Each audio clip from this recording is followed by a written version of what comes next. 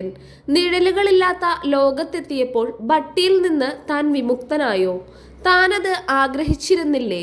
തന്നെ പോലും അറിയിക്കാതെ ആരും പങ്കിടാത്ത പ്രശസ്തിയിലാണ് താൻ ഇപ്പോഴെന്ന വസ്തുത ദേവലോകത്ത് തന്നെ മതിപ്പിച്ചില്ലേ? സ്വർഗത്തിലെ സുഖത്തിൽ ഭട്ടിയുടെ അഭാവം നൽകിയ സുഖം കൂടി ഉണ്ടായിരുന്നില്ലേ?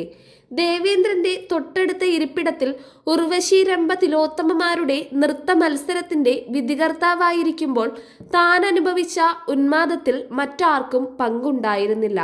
നർത്തകികളെ പരീക്ഷിക്കാനായി പൂക്കൾക്കിടയിൽ തേളിനെ ഒളിപ്പിച്ച് ആരാണിവരിൽ പ്രാണവേദനയെയും നൃത്തത്തിൽ ഉപയോഗപ്പെടുത്തി വിജയിക്കുന്ന പ്രതിഭ എന്ന് തെളിയിക്കുമ്പോൾ വിക്രമാദിത്യൻ ആദ്യമായൊരു യുദ്ധത്തിൽ തനിച്ച് ജയിക്കുകയായിരുന്നു. 1000 വർഷത്തെ അജയ്യമായ ഭരണമെന്ന അനുഗ്രഹം ഭട്ടിയെ അപ്രസക്തനാക്കുന്നുണ്ട്. ഭട്ടിയില്ലാത്ത 1000 വർഷത്തെ ഭരണമെന്ന് കൂടിയായിരുന്നു അതിനർത്ഥം. ഭട്ടിയുടെ ചോദ്യത്തിനു മുന്നിൽ വേതാളത്തിന്റെ ചോദ്യങ്ങൾക്ക് കൃത്യമായ ഉത്തരങ്ങൾ നൽകാറുള്ള വിക്രമാദിത്യൻ മൂകനായി നിന്നു.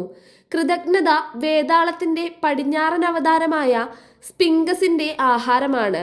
ഉത്തരം മുട്ടിയവനെ അത് കുറേശ്ശെയായി തിന്നൊടുക്കും പോലും.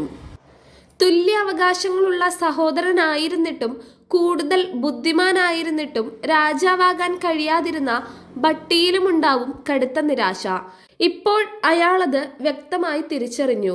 തന്നെ കൂടാതെ വിക്രമാദിത്യൻ താനൊത്തു നേടിയ ഏത് വിജയത്തെയും തുച്ഛമാക്കുന്ന വിജയവുമായി തിരിച്ചെത്തിയിരിക്കുന്നു. വിക്രമാദിത്യൻ ജയിച്ചപ്പോഴൊക്കെ ജയിച്ചത് താൻ കൂടിയായിരുന്നു.